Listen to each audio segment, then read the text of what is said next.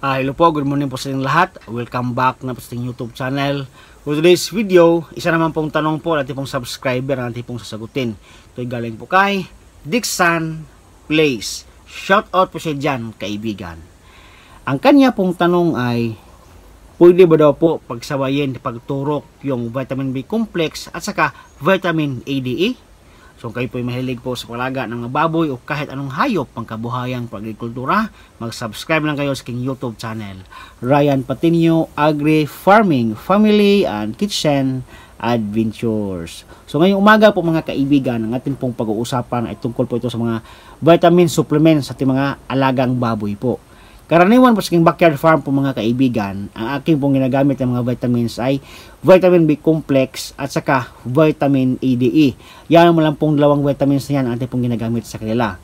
Ang vitamin B complex po mga kaibigan, ito po ay B vitamins. So ibig sabihin, lahat po ng mga vitamina na nagko-content ng vitamin B, B1, B2, B3, B4, B5 ay nandoon na po sa vitamin B complex. Ito po ay napapagana pong kumain sa ating mga alagang baboy kapag ating pong naturukan ng vitamin B complex. So sila po ay tataas po yung kanilang appetite sa pagkain po mga kaibigan. So ang resulta po yan, sila po yung maging malusog, yung kanilang pangangatawan, bilog po yung kanilang pangangatawan at saka malayo po sa sakit po mga kaibigan.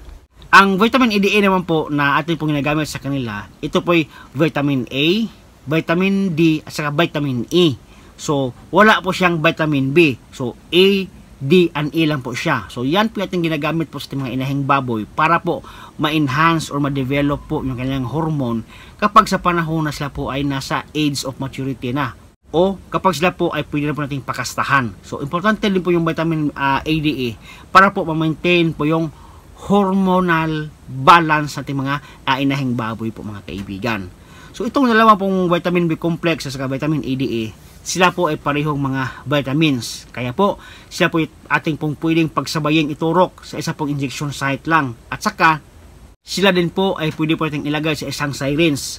So halimbawa kapag tayo po nagbigay sa ating inahing baboy ng vitamin B complex at saka vitamin A, D, E, so 5 ml po na vitamin B complex at saka 5 ml po na vitamin A, D, E, pwede po yung ilagay sa isang syringe and then pwede po yung iturok sa isang injection site lang sa ating mga alagang inahing baboy po mga kaibigan.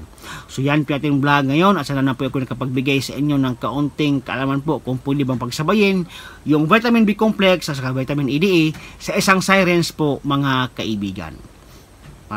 Hanggang dito lang po at maraming salamat po sa inyong panonood.